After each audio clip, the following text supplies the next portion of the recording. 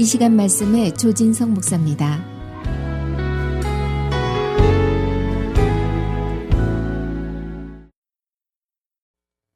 어느 목사님하고 택시 드라이버, 택시 기사님하고 동시에 세상을 떠나서 이제 천국에 갈지 지옥에 갈지 이제 대기실에서 기다리고 있었습니다. 그런 이제 얼마 후에 먼저 이 택시 기사님이 천국에 가는 것을 보고 이제 목사님이 생각하기를, 야, 택시 기사님이 천국에 갔으니 나도 당연히 천국에 가겠지 하고 씩 웃으면서 기다리고 있는데 천사가 오는 겁니다. 그러더니 그 천사가 좀 심각한 얼굴로 목사님에게 이렇게 얘기합니다. 당신은 지옥으로 갈 겁니다. 깜짝 놀란 이 목사님이, 아니, 내 평생을 다해서 하나님을 섬겨왔는데 내가 왜 지옥으로 갑니까? 하고 막 화가 나서 항의를 했더니 그 천사가 하는 말이, 그게요, 목사님이 설교할 때는 모두 다 졸고 있었지만 이 택시 기사님이 운전할 때는 모두 다 진심으로 기도했거든요. 저는 이렇게 보니까 여러분 한 분도 조시는 분이 없는 것 같아서 저는 분명히 천국 갈 줄로 믿습니다. 할렐루야. 우리가 예수를 믿고요, 구원받아서 이 땅에서 하나님의 자녀로서, 하나님의 백성으로서 지금 우리가 살 때, 그렇다고 해서 모든 것이 다 완전하게 변화되고 또 모든 어떤 한계와 문제들을 극복해내면서 정말 완전한 그런 그리스도인으로 살아갈 수는 없습니다. 여전히 문제와 한계를 떠안고 우리가 살아갈 수밖에 없는 것이지요. 마치 오늘 본문에 등장하는 이 12회 동안이나 12년 동안이나 혈류병을 앓고 있었던 이 여인처럼 우리가 아무리 노력해도, 아무리 애를 써봐도 잘 고쳐지지 않는 이 고질병 같은 것들이 우리 삶 가운데 우리를 누르고 있을 때가 있다는 것입니다. 여러분, 12년이라고 하는 그 아주 오랜 세월이 말해주듯이 이런 고질병을 좀 처음에는 극복하려고, 좀 고쳐보려고, 좀 나을 수 있다라고 하는 어떤 그런 기대, 그런 소망, 그 기대와 소망도 어느 순간에 식어버린 채 만성적 무력감에 젖어서 살게 될 때도 있는 것 같습니다. 이게 12년이라고 하는 숫자가 우리에게 넌지시 말해주는 것이 아닌가. 그렇게 고쳐지지 않았던 그 고질병, 그 고질병이 어느 날 예수를 만나서 단 한 번에 고쳐지는 이 놀라운 은혜, 정말 하루아침에 예수를 만나서 예수님의 옷자락에 손을 대었을 때에 그 고질병이 깨끗이 나음을 입게 되어지는 이 놀라운 은혜, 여러분, 이 은혜를 우리는 사모하지 않을 이유가 없습니다. 그러한 치유의 능력이 임하게 되어지는 어떤 원리가 뭘까? 방법이 뭘까? 지난주에 우리가 같은 본문을 나눴지만은요, 예수님이 이 병을 낫게 하신다는 그 소문을 듣고 계속 이 여인은 생각했습니다. 묵상했습니다. 그리고 그 생각이 그 여인의 마음에 착상이 되면서 뭐가 생겨나느냐? 믿음이라고 하는 것이 생겨나기 시작합니다. 그리고 그 믿음의 근거한 용기를 가지고 예수님께 나아가 그의 옷자락을 만짐으로써 그 병이 치유됩니다. 여러분, 생각하고 묵상하는 우리 크리스찬들에게 굉장히 중요합니다. 영적인 싸움에는 다른 데서 일어나는 것이 아닙니다. 우리의 생각, 우리의 마음속에서 일어나거든요. 뒤집어서 얘기하면 사탄 마귀도 가장 공격하는 그 급소가 바로 우리의 생각이에요. 우리의 마음이에요. 생각하고 묵상하는 것이 너무너무 중요한데, 우리 크리스찬들이요, 어떤 일이 있어도, 무슨 일을 당해도, 어떤 상황이 찾아와도 항상 긍정적인 생각을 하시길 바랍니다. 그리고 하나님의 말씀에 근거한 생각이 우리 마음에 충만히 채워질 수 있도록, 그래야 우리의 믿음이 든든히 세워지거든요. 그렇게 말씀에 근거한 생각이 우리의 마음에 온전히 자리 잡고 있을 때 믿음이 생겨나 그 믿음의 능력이 바로 용기 있게 예수님께 나아가게 되는 것이고, 그것을 통해서 우리 하나님께서, 우리 예수님께서 치유의 능력을 풍성히 임하게 하신다는 것입니다.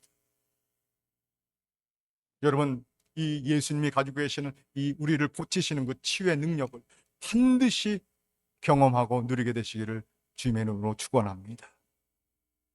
여러분, 다시 한번 강조하면서 권면해 드립니다.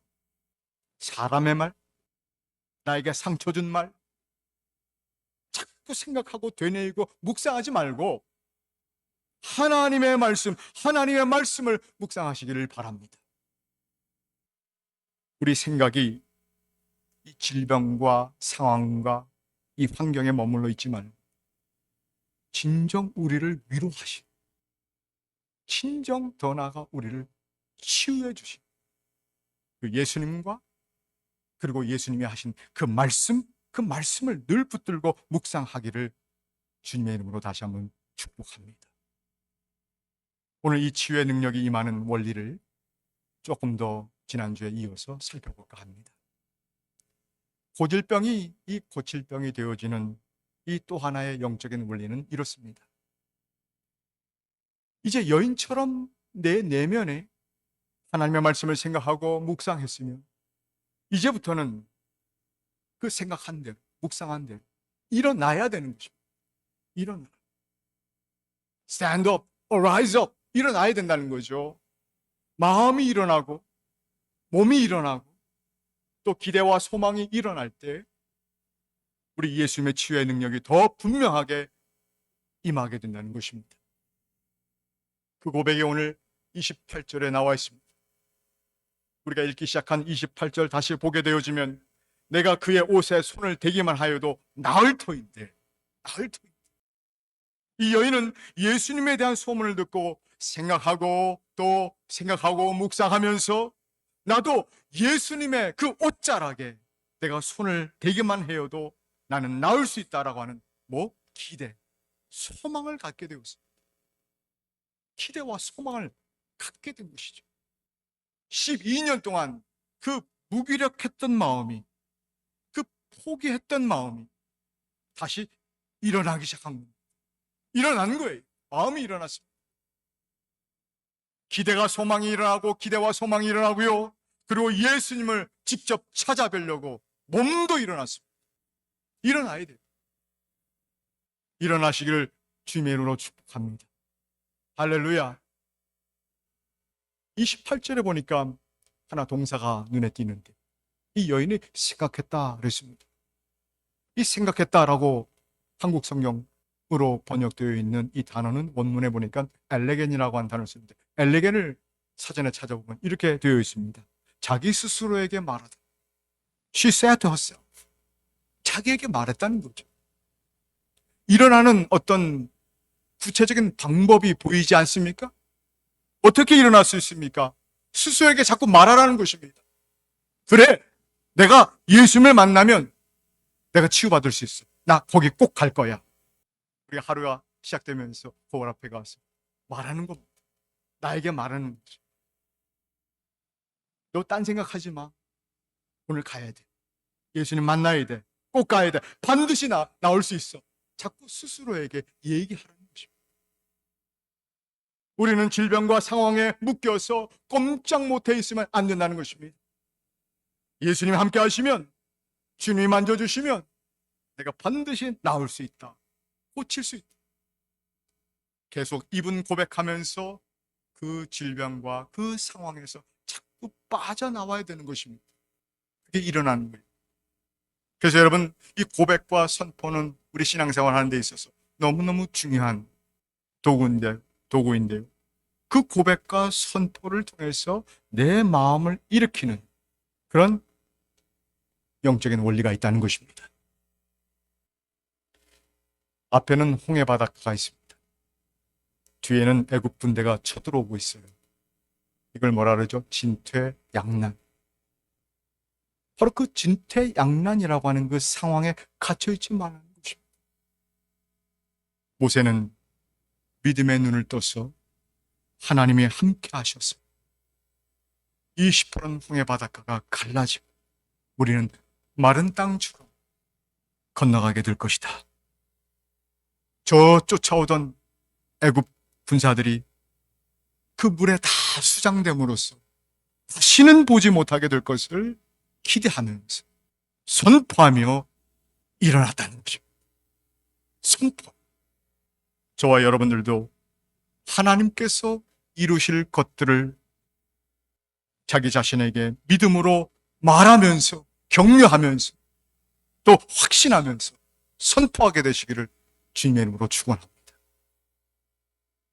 나에게 닥친 경제의 문제, 자녀의 문제, 건강의 문제, 대인관계의 문제, 하나님이 모르실 리가 없지. 분명히 알고 계시지. 내가 조금 더 인내해야지. 그 뜻을, 그 시기를 내가 정할 수 없으니 하나님은 모든 것을 알고 계시는 그 하나님이 있기에 나는 기다려야지. 인내하면서 기다리면서 믿음으로 나가면 반드시 우리 하나님께서 좋은 결과로 역사해 주실 거야. 하나님이 일하시는데 내가 주저앉아 있으면 안 되지. 이럴 때일수록 더 기도, 더 말씀을 보고, 더 충성.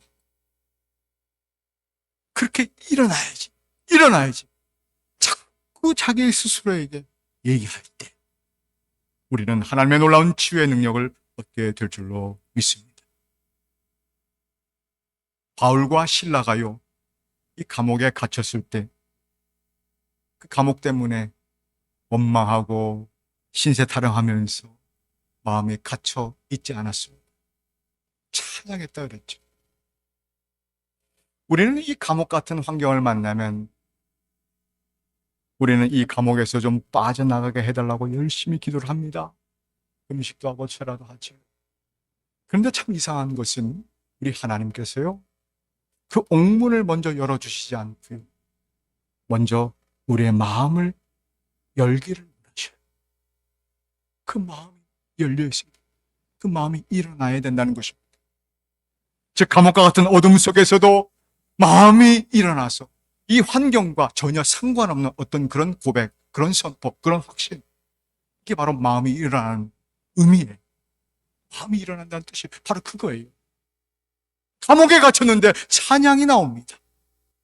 그렇게 마음을 먼저 일으키신 후에 우리 하나님께서 옥문을 열어주신 거죠.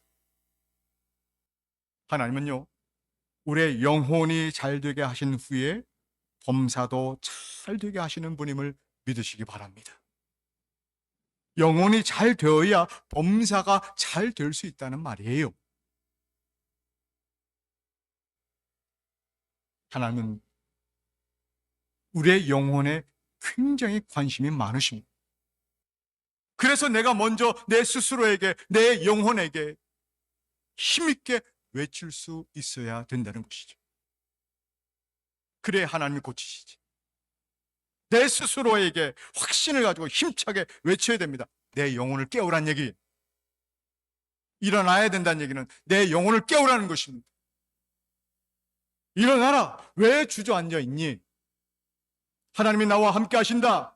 보이는 것에 마음 빼앗겨서 보이는 것에 묶여있지 말고 하나님이 주신 말씀, 그 말씀을 붙들고 일어나라는 것이죠. 일어나려면 여러분 뭐가 필요합니까? 다리에 힘이 풀려 있으니까 주저앉아 있었죠. 그래서 뭔가 잡고 일어나야 되죠. 그 잡아야 될 것이 뭐냐? 하나님의 말씀이라는 거죠. 그렇게 자기 자신에게 선포하면서 자신의 영혼을 일으킬 때에 그때 하나님의 능력이 그 여인에게 들어오게 된 줄로 믿습니다. 이제 마지막으로 한 가지 체크해야 될 것은 뭐냐면 이것은 결국 믿음으로 주님만 의지할 때 주님의 그 치유의 능력이 임하게 된다는 것입니다. 이것을 영적으로 정리해 보면 이런 겁니다. 주님만을 온전히 의지하는. 혈류병은요, 이스라엘에 있어서 어떤 풍습뿐만 아니라 법적으로도 아주 법으로 명시가 되어 있습니다. 부정한 것으로 되어 있어요.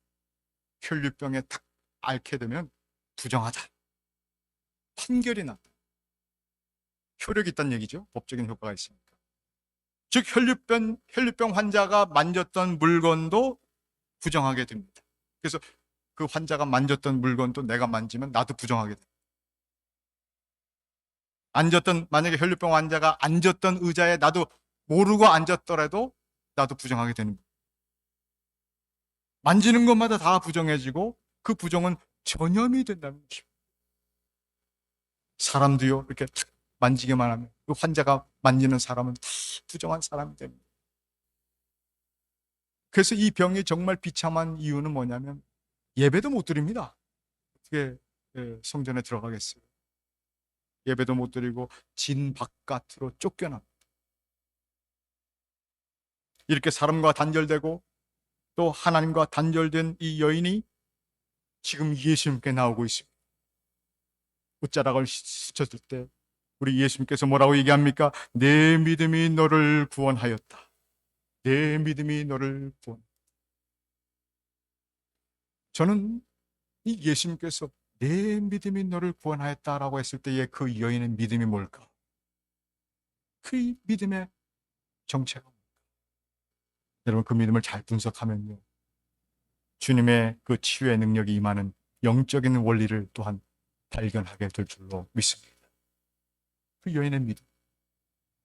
자, 만지는 것, 그 만지는 것마다 다 부정해진다는 것을 영적으로 좀 적용을 해본다면, 하나님, 내가 내 나름대로 만져봤어요.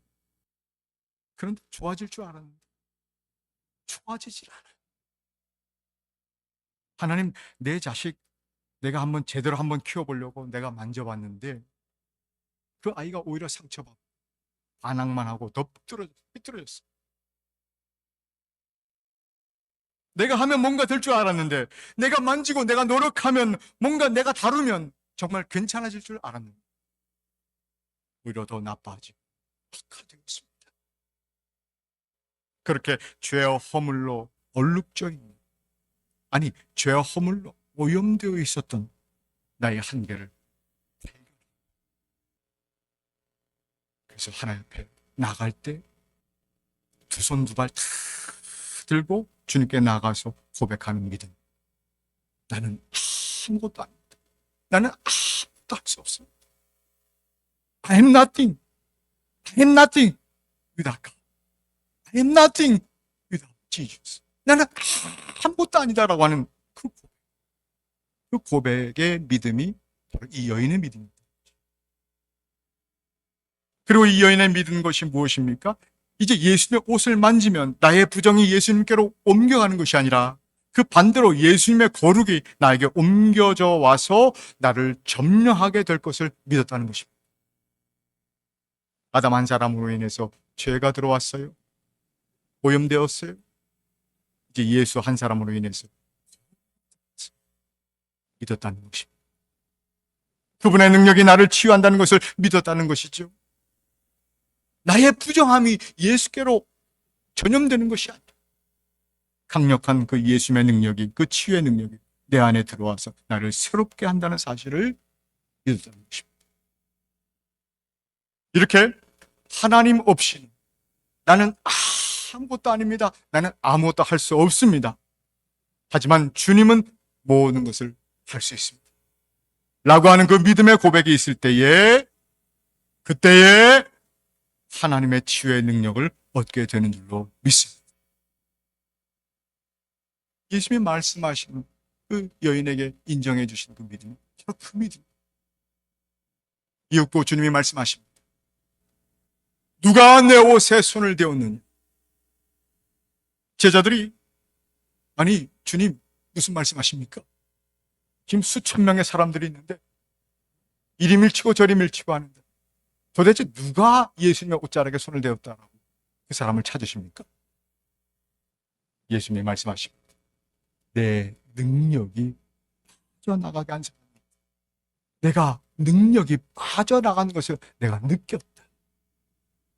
그러면서 관심을 두시고 그 사람을 찾으셨던 것입니다. 그 사람이 누굽니까? 우리 주님이 가지고 계신 그 치유의 능력이 빠져나가서 그 능력을 얻게 된 사람 누굽니까? 한번 정리해 봅시다. 첫 번째, 다른 거 의지하지 말고 주님의 말씀, 그 말씀을 듣고 묵상하고 생각하고, 그래서 그 생각이 내 마음에 온전히 착상되어서 내가 믿음을 갖게 되어진 사람, 그리고 그 생각에 근거해서 임하게 되어질 그 치유의 능력을 상상하고 또 기대함으로써 무너진 내 마음이 다시 일어난 사람. 그리고 마지막으로 그 치유의 능력, 정말 모든 부정을 거룩으로 바꾸실 수 있는 그 능력을 믿음으로 살 수 있는 사람. 그래서 주님만을 온전히 의지하겠다라고 하는 그 고백이 있는 사람. 그 여인이 바로 혈류증 앓던 여인, 그 혈류증을 고친 여인입니다. 주님의 그 놀라운 치유의 능력을 얻게 됨으로써 저와 여러분이 만지는 곳마다, 저와 여러분들이 가는 곳마다, 저와 여러분들이 하는 일마다 계속해서 하나님의 놀라운 이 치유의 능력, 회복의 능력이 충만히 임하게 되시기를 주님의 이름으로 축원합니다. 눈을 감고 한번 기도하겠습니다.